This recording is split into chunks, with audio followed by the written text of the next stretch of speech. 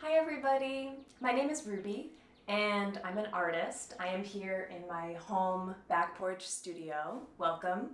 And I'm really glad to be meeting all of you virtually. So I work with Chicago Arts Partnerships in Education, or CAPE, and we are in partnership with your school, Rogers Elementary. I'm working with Mr. V in the poetry unit, and I'm here to share some illustration techniques that you can use to enhance your poetry. So, what is illustration?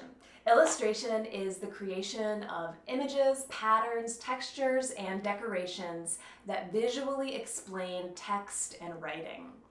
And today's focus is going to be on introducing the Sketchbook app, which is a free digital app that you can download on any smartphone, tablet, Chromebook, desktop computer, whatever technology you're working with. Sketchbook should work for you. Before we get started on learning Sketchbook, I want to introduce a couple warm-up exercises. And anytime I am going to be creative, um, I like to do a few physical and also artistic exercises to loosen up and kind of put the rest of the day aside and just get into my creative zone. So the first exercise I'm going to show you is a stretch. This is a side bend and feels really good. It opens up your whole side body, and that actually lets in a lot of energy. And this is a great stretch to do if you're feeling a little bit tired. It can really perk you up. So I'm going to breathe in and out. You can do this sitting down or standing up. Another really good one is the twist.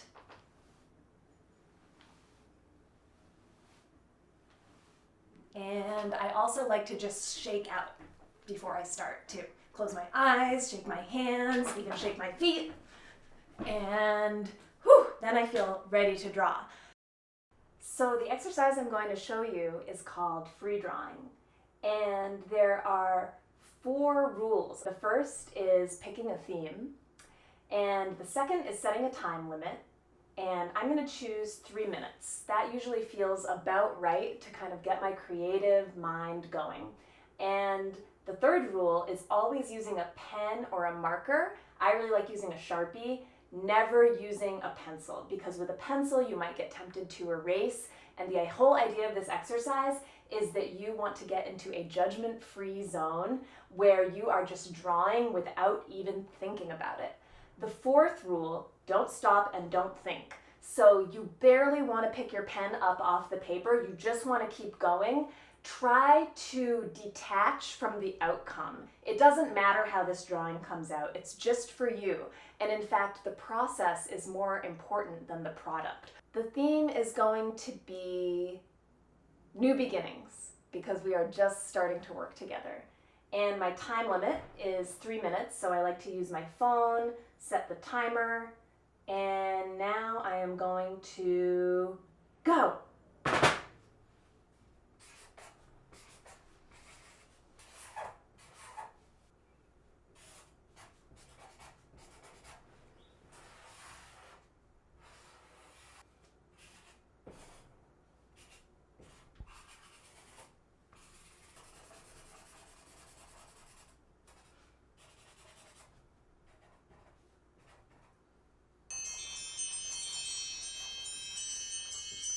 Oh. So I'm putting my pen down, I'm stepping away. I might never look at this again, but it definitely got me out of my day-to-day world thinking about what am I gonna have for lunch and why is it so cold outside, and it got me into just enjoying the experience of making marks on paper. This is Sketchbook, the app that we're going to be using to create our illustration. And I'm just going to walk you through a few tools that you will need to get started. So the first thing that we're going to do is go up to File and save as so we can title our work. Let's save it as Rogers 2. And we're going to save it as a JPEG because that file is a little bit easier to work with. And we're going to save it to the desktop. Next thing we're going to do is explore drawing tools. So this toolbox right here is full of drawing tools. And whenever you hover over any icon in this program, you will get a title pop up. So you can see this is pencil, this is airbrush. Let's say we want to pick a color.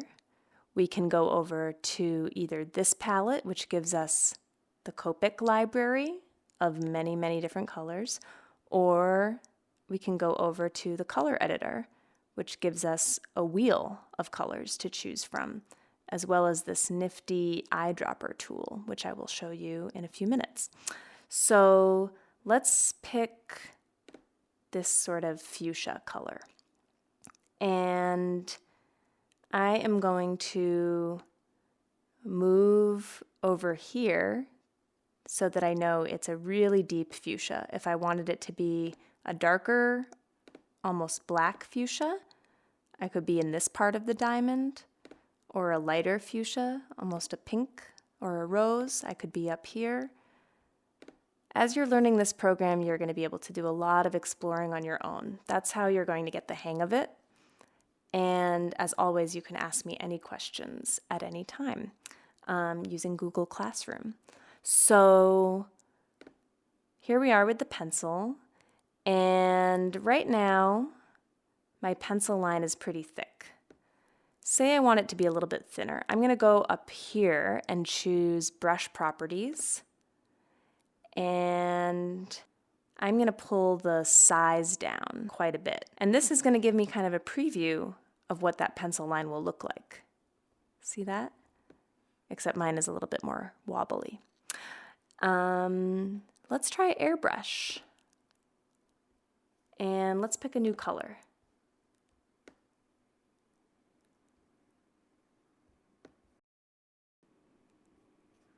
And let's say I decide to do that again in blue, which gives me a cool looking gradient here where I have some kind of green in the middle, but maybe I don't actually like how that looks. Maybe that last swipe I'm not that into.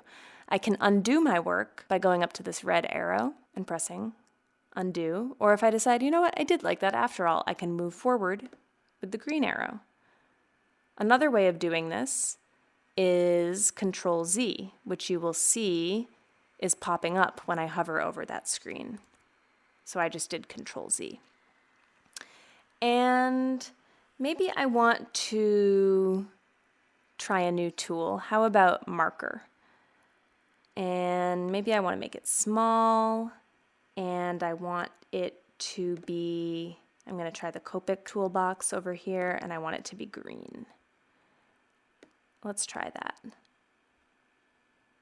Maybe I say to myself, you know what, that is way too thick. I'm going to undo, lower my size, and try again. Now let's take a look at Brush Library. This is a really cool toolbox that allows you to create patterns like paint splatter. I'm going to switch colors here, create glows, and you can always change the size and the darkness by going back into this palette, the brush properties, and adjusting. So maybe I want my glow to be a little bit smaller. This is another property, Glow Wispy, and you can create all kinds of cool, magical looking light trails. So I really encourage you to just take your time and explore all of the different brushes and the different colors and the different ways of choosing colors that this program has to offer. Maybe I want to recreate this teal color right here, and in order to get it back, I can go over to the eyedropper tool and actually go in and click the color, and you'll see then I'll be able to pull it up and use it again. So that's a great way to go back and get colors that you already used without having to recreate them on the color wheel, because it's pretty hard to get a match through using the color wheel. You can cover large areas using this tool. So it's called the fill tool, and the icon is the paint bucket. And once you click it, you're going to see this palette pop up, this toolbox, and there's a few different ones you can choose. I'm going to go with the solid fill. There's also different gradient fills that are really fun to play with. You can see what happens when you choose gradient. But I'm going to Control Z and try the solid fill, and I'm going to pick this fuchsia color. And when I click on different areas of the image, depending on where I click, I can get different kinds of fills.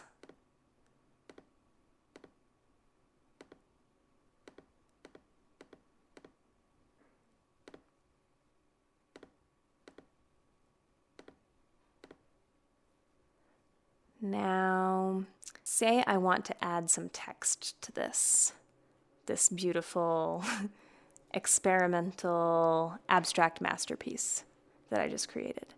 I can go over to this icon, text layer, and I can choose a color for my font, for my text. I'm going to try green.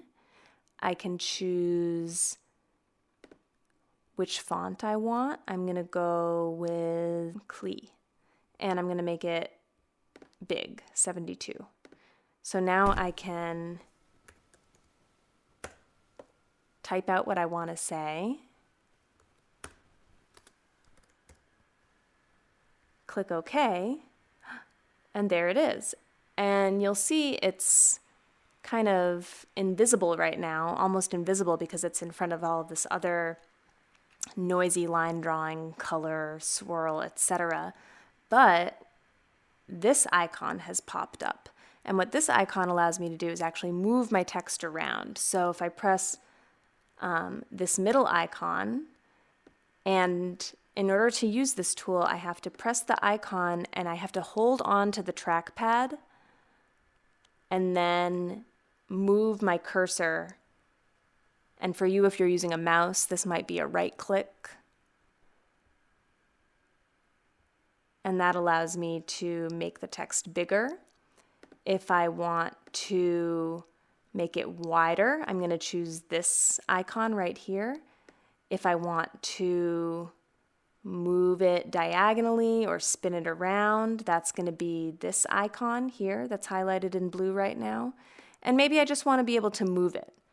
For that, I'm going to choose one of these arrows in whichever direction I want to move it in. So I'm going to put it up here so that I can see it better against that reddish background, and I think I want to make it a little smaller. There we go. That's how you make text. Now I want to show you how to zoom in. And in order to do that, I'm going to click out of my text box, and I'm going to press this magnifying glass.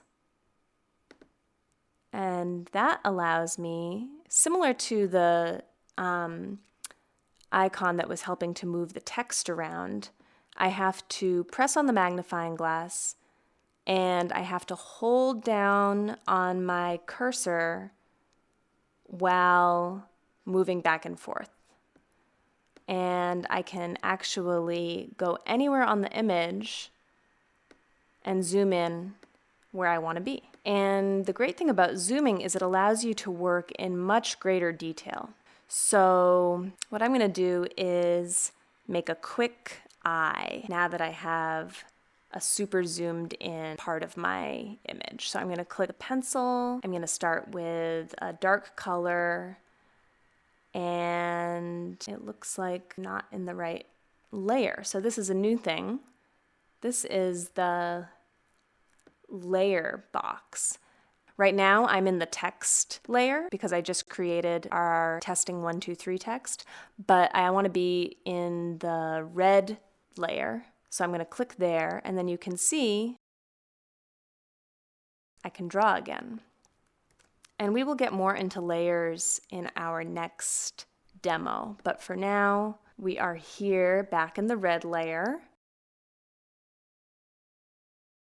I am going to sketch out an eye. I'm gonna create that iris,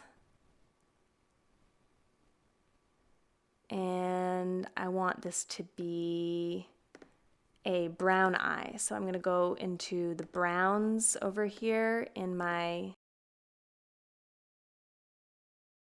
Copic section. I'm gonna press my paint bucket, and I'm gonna fill in that eye, that eyeball. Oh, didn't want to do that. And now I want to fill in the white of the eye. So I'm going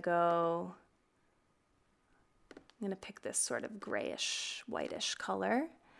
And then I am going to go back to my pencil and choose black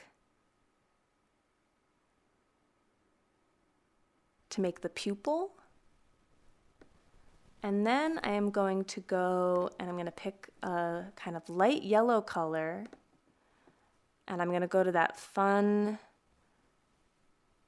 glow tool, and I'm going to get a little highlight. And maybe I want to add some more color to that brown eye. Maybe I want it to be a little bit more complex. I'm going to go grab another brown, and I'm going to go back. I'm going to go this time to the paintbrush tool. Oh, and you can see, ooh, that is way too big, right? Don't want that. Control Z. I am going to go back up here into brush properties, and I'm going to pull the size down quite a bit. Looks like I actually chose the exact same brown color, so let's get a darker brown. Let's go with this one. And I think I want this to be even smaller. Maybe not that small.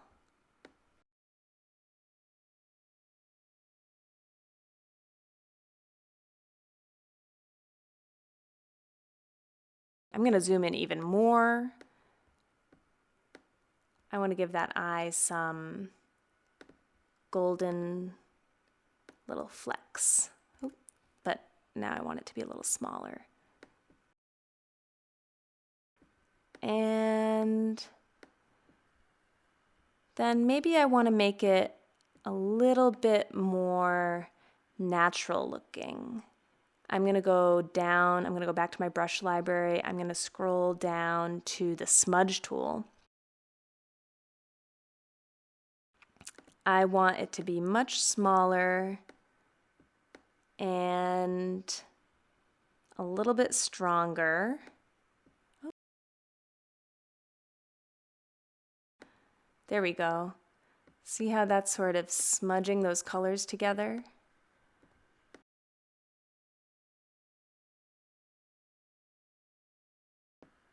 And now let's zoom out and see how it looks. There we have an eye floating on a crimson background. There is plenty more to explore in Sketchbook, and I really just encourage you to experiment, play around, click buttons and see what they do. This is a really fun one. The symmetry button allows you to create mirror images. I just can't resist. I have to show you. So This one, look what happens when you create a line on one side, you get a line on the other side. How fun is that? And you can even do it in multiples of 16. So that is it for today, and please do not hesitate to get in touch with questions, comments, concerns. I would love to see whatever explorations you create, and remember to just have fun. Oh, and remember to save your work. File, save.